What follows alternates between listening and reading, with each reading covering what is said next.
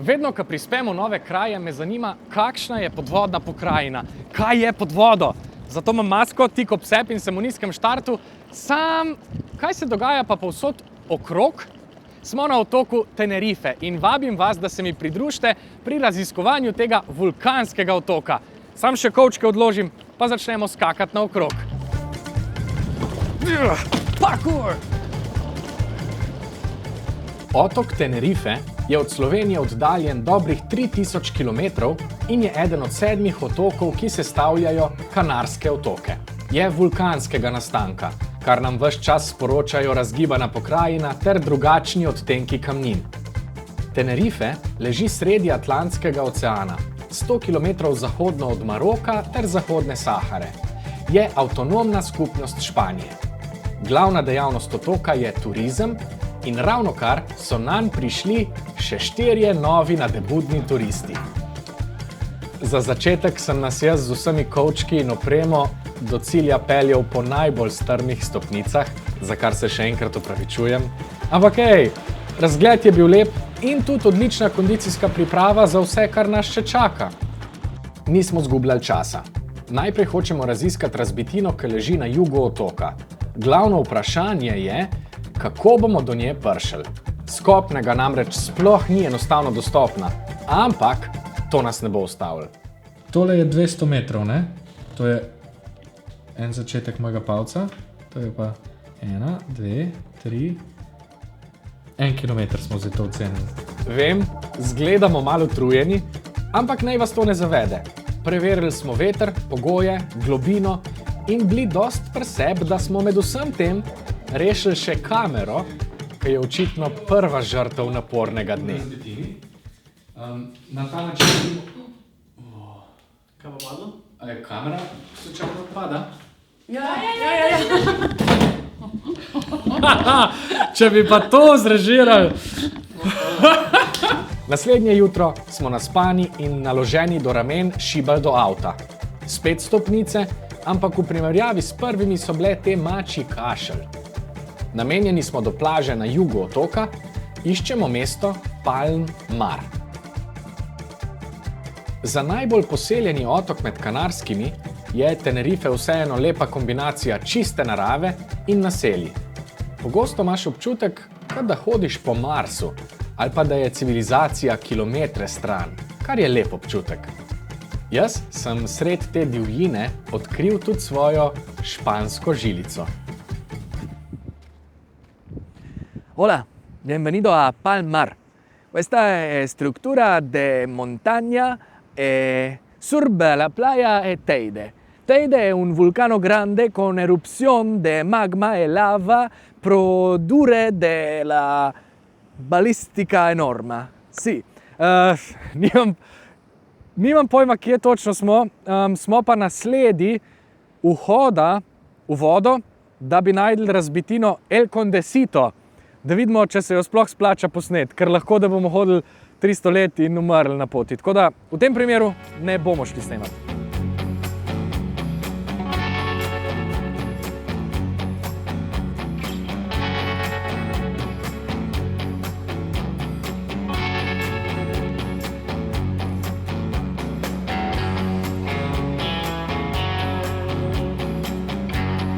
To so ostanki tistih, ki so pred nami iskali to razbitino.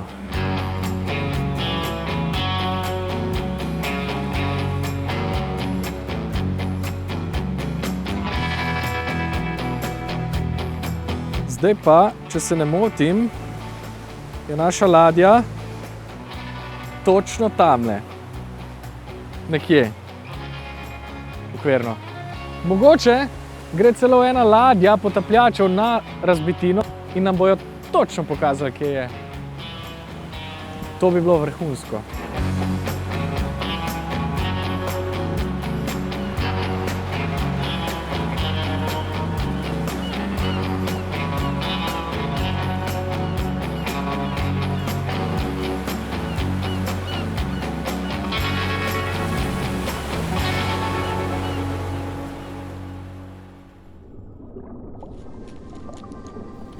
Dobrodošli v podvodnem svetu otoka Tenerife. Ladja je šla gladko mimo nas In razbitino zdaj iščemo sami. Že podvodni relief je čudovit. Med skalami in rastlinjem pa je živahno, tudi zaradi vsega življenja, ki se bohoti pod vodo. Ampak naš cilj danes je razbitina.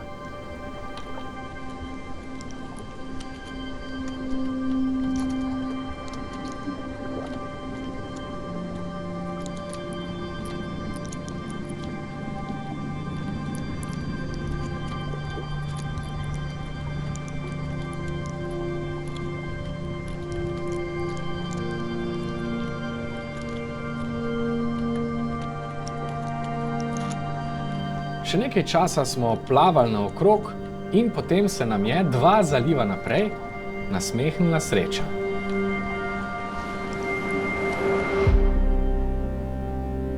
To je ladja El Condesito. Zame je posebna. Ni prva razbitina, ki sem jo videl, je pa moja prva razbitina, ki ni bila potopljena namenoma, temveč zaradi nesreče. Tovorna ladja, dolga približno 40 metrov, je ob obali Punta Raske potonila med nevihto okrog leta 1970. Vzroki niso natančno znani, posledice pa so jasno vidne. Ladja je razdrobljena po daljšem delu obale in se razteza od 9 do 18 metrov globine. Žalostna usoda te ladje ni imela nobenih smrtnih žrtev, na srečo, in je botrovala tudi gradnji svetilnika, kjer je potonila, poleg tega pa ostanki služijo kot igrišče in zatočišče morskemu življenju. Mene so najbolj presenetle dolge ploščate ribe, ki jim bomo rekli kar trobentarji. Po angleško so trumpet fish. Po mojem so vajene družbe, ker je Condesito pogosta destinacija potapljačev.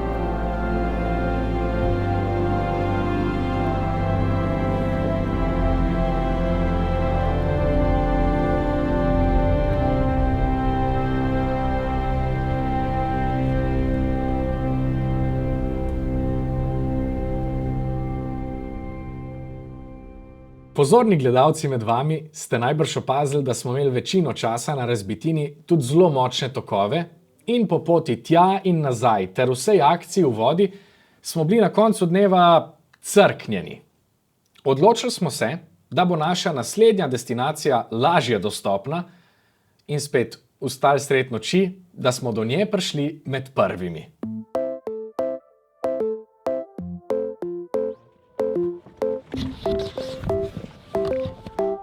Zdaj že pakiramo kot profesionalci.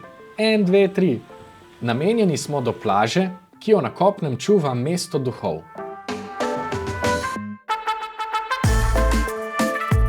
Mi pa smo iskali najbližje parkirno mesto, da ne bo treba daleč hoditi. Na parkirišču smo se opremili in jaz sem prvi skočil v vodo, ker sem imel poseben predlog. Gleda ful dober, samo moramo se zmeniti, kako pa kaj. Ok, jaz predlagam, da se razdelimo na 2 skupini. Ena gleda levo stran zaliva, druga desno stran, ok? Ok, greva, boš le mi razmočil kar skupaj. Dobro, pa midva. Vedve imata 2 GoProja, midva ima pa Sonja pa GoPro. Ekipa, ki prva najde želvo, dobi večno čast in slavo. Malo to. Zdaj gre za res, drage dame in gospodje, dobrodošli v epskem spopadu med rdečo in modro ekipo. Zaliv smo razdelili na 2 enakopravna dela in modra ekipa, ki jo sestavljata Nik in Miha, je že v akciji. Takoj za petami ima je rdeča ekipa, ki ima na začetku veliko več sreče. Ogromno rib in en čuden stvor. Kaj je to? Kaj sta našli Nina in Mojca? Ne vemo. Pustimo to. Modra ekipa je že na sledi nekemu nenavadnemu kamuflažnemu listu in ujela se je v jato rib. Kako se bo znašla? Morda ima bo pomagala morska zvezda, ob kateri bdi tale čudno prijazna riba, ki se sploh ne premika. A je živa? Minus točke so, če ni živa. Rdeča ekipa je spet na sledi. Aha, rdeči ribi, pametno. Prav tako pa je našla, morskega lista, ki mirno plava po dnu. Dobro, ne štejem točk, ampak če bi jih, bi zdaj dobili nekaj točk. Kako gre modri ekipi? Kaj se dogaja? Kaj se igrata ob skalah? Kaj je to? Modra ekipa, halo? Wow. Modra ekipa je prišla na sled morskim bičem. Enemu manjšem in očitno enemu ogromnemu. Kako dobro diha. Hudo. Ampak ne pustimo, da nas to zavede od tega epskega spopada. Rdeča ekipa je naslednji Usipe, ki je tudi spretna v kamufliranju in spreminjanju barv, zdaj pa s temi čudnimi zavescami plava po tleh. Zatem sta našli našo staro znanko, ribo, ki smo jo videli tudi na razbitini, modra ekipa pa se je vrnila v igro Strobentarji. Zdaj pa kaj dela modra ekipa? Lebdi na skali, gremo dol, ja ne, nič se ne dogaja. Klasična napaka, rdeča ekipa je začela s poziranjem in akrobatskimi pozami na dnu in je čisto pozabila na ribe.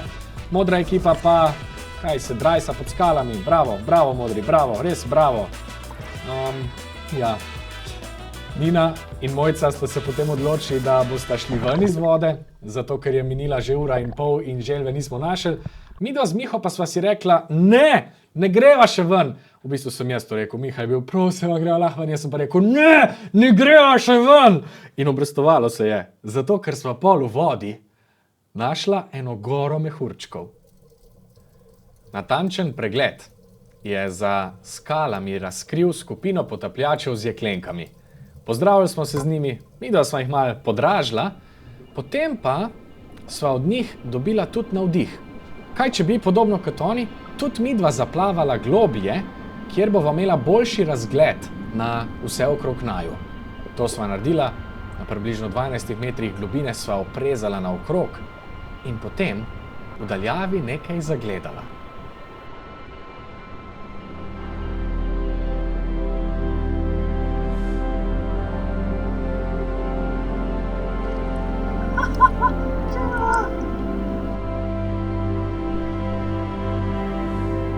To je želva, ki sva jo iskala. A ni lepa? Želve so modreci morja, zato ker živijo zelo dolgo, plavajo pa preudarno in zbrano, nikamor se jim ne mudi. Midva sva bila vesela, da naju je ta toliko spustila v svoj prostor, da sva videla tudi, kako je prišla po zrak in potem sva se od nje poslovila, ona je odmahala in odplavala v svojo smer, midva pa presrečna naprej v svojo.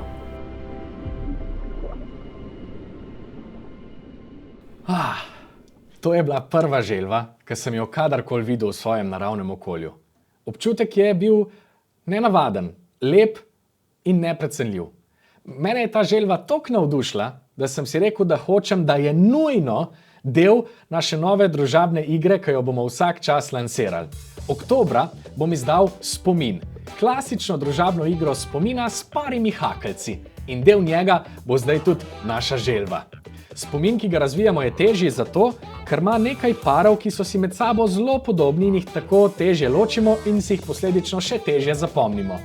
Da ga bo lažje igrati in da vseeno ne bo prevelik izziv, temu spominu prilagamo en ogromen poster z mojimi nasveti in napotki, kako bolje igrati igro spomina in kako pametno uporabljati svoj spomin v šoli in v življenju. Vse, kar vas zanima, lepo vabim na spletno stran nixkrlec.com, pošiljka spomin, kjer se lahko prijavite tudi za prednaročila. Izdaja tega spomina bo namreč omejena in je tudi uraden merch našega YouTube kanala. Lepo vas vabim, pejte na to spletno stran, če vas zanima seveda, mi pa zdaj pejmo naprej z videom. Kam gremo? Kaj imamo zdaj? Boste videli. Čas je, da raziščemo tudi kopno. In kot pridni turisti smo šli najprej na slavno plažo Playa de las Teresitas. To je ena bolj znanih plaž na Tenerifih, ampak nič posebnega. Od zgori sicer zgleda super, ampak od tle je pa pravlišče, zmivko. Gneče nam niso všeč, zato pičimo naprej. Kako? Tja, po vseh 4, če bo treba.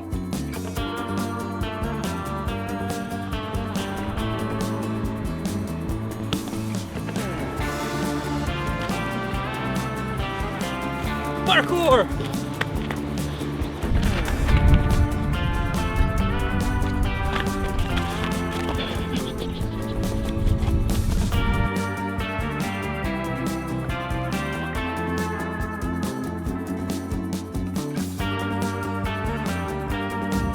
Ta naš avto ni bil narejen za te hribe.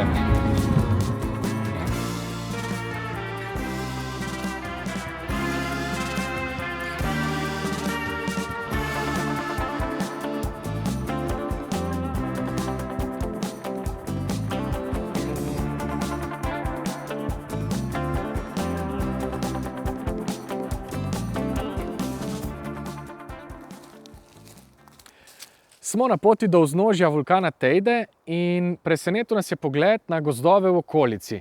Potem pa smo se spomnili, da je lani, ki je avgusta 2023 na Tenerifih divjal ogromen gozdni požar. Menda je bil to v zadnjih 40 letih eden večjih gozdnih požarov in prizadel je prebivalce otoka Tenerife, pa tudi cel svet. Danes je spomin nanj ostal v mislih vseh vpletenih in vseh, ki smo to spremljali, in na ljubju dreves.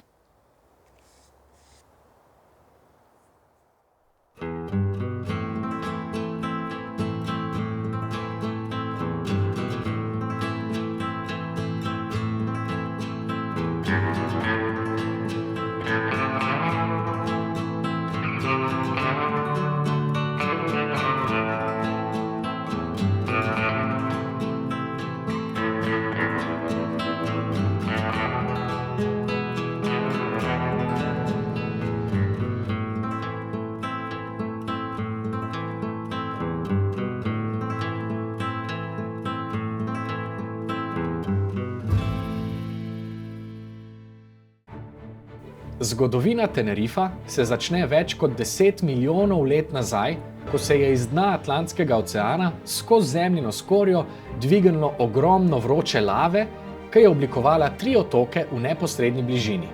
Nekaj milijonov let pozneje se je med njimi dvignil še en vulkan, ki je vse tedanje otoke združil v enega, in tako je nastal otok Tenerife. Ostanke teh formacij je možno videti še danes, na jugu, severozahodu in severovzhodu otoka. Danes pa podobo otoka Tenerife krasi mogočen vulkan El Teide, ki je mimogrede še vedno aktiven. Ko smo se peljali proti vznožju tega vulkana, smo naleteli na še eno zelo zanimivo strukturo, ki se imenuje La Tarta del Teide, oziroma po slovensko Torta Teide. Ja, prav ste slišali. Torta. Nastala je tako, da je na istem terenu večkrat v zgodovini tekla lava, enkrat s takšno, drugič z drugačno strukturo. Super. Naslednjič, ko bom jedel torto, se bom spomnil na Tenerife. Zdaj pa je čas za sladico našega vulkanskega izleta.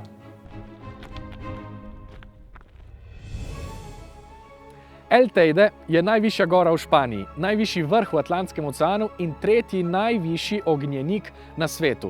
V višino meri 3718 metrov in vse to sem suvereno prebral na Wikipediji. Lejte ga no, a ni cool, a ni cool. No italiano, yo soy hispano.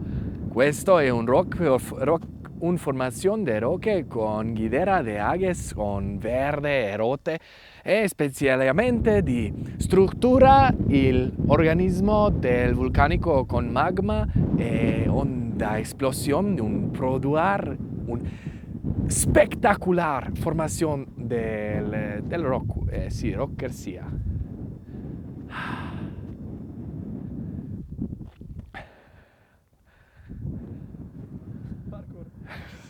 Parkour! Parkour bo zdaj, da pridemo tja do vrha, a lahko prosim to pogledamo. Kaj vse mi naredimo za te videe? To je...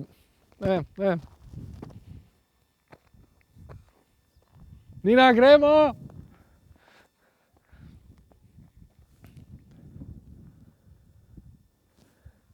Mi smo sami tle dol, zato ker noben pri svoji zdravi pameti ne hodi ob 4 popoldne v ta breg.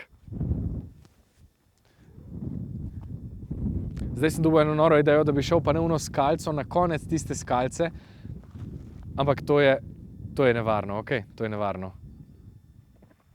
To je nevarno, ne bom tega naredil, imam razum.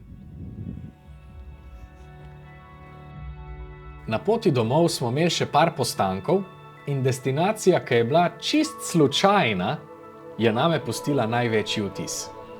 Najprej smo pozdravili legendarno drevo na otoku, El Drago.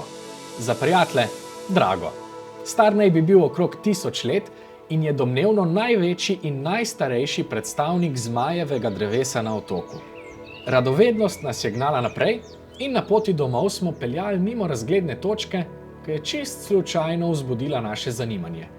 Reče se ji 500 stopnic, ker... Pa ja, saj si predstavljate, ker naj bi bilo do konca 500 stopnic. Ker smo že od prvega dne navajeni hoje po stopnicah, smo se takoj podali na spust do razgledne točke. Itak, saj smo trenirali. In, ko smo stali na koncu, na ploščadi, smo obstali. Nikogar ni bilo. Klifi in morje pa so nas začarali. Ne vem, kako bi to sploh obesedil drugače. Čist druga zgodba. Divja plaža, nedostopna, nobenih ljudi, sam dol pa tudi ne moremo. Vsaj ne peš. Mogoče, če bi letel tja? Kar gledamo ta hip, smo mi s ploščadi opazovali celo večnost. Dimenzija in brezčasnost valov, vztrajnost in struktura skal, lepota tega neskončnega valovanja je name naredila tak vtis, da so se mi te podobe zapekle v spomin, čeprav imam občutek, da so že od nekdaj del mene. Otok Tenerife me je spomnil, da rad potujem, ker tako srečujem samega sebe. Narava nam vedno ponuja priložnost, da se ustavimo, se zazremo in se zavemo, da smo del nečesa neverjetnega. To je zame navdihujoč občutek, mene to podžge. Rad se čudim, rad opazujem svet okrog sebe, čeprav velikokrat pozabim, da zato ni treba na drug konec zemlje.